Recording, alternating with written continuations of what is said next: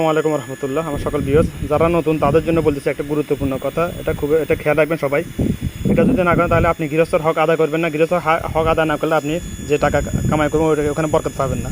এখানে যে এই কাজটা করেছে এখানে ইউনিয়ন দেয় নাই, সামনে পিছনে ইউনিয়ন দেয় নাই। যখন আপনি ইউনিয়ন যদি না দেন তাহলে মোটর যখন পরিবর্তন করবেন ফেসারকির পরিবর্তন তাহলে কী করতে হবে, আবার নতুন ফটো যে আসবে সে তার জন্য কষ্ট, সেই ইউনিয়ন লাগাইতে হবে।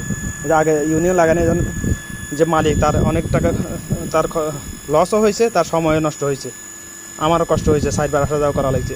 এটা খেয়াল রাখবেন আপনারা যারা নতুন কাজ শিখতেছেন।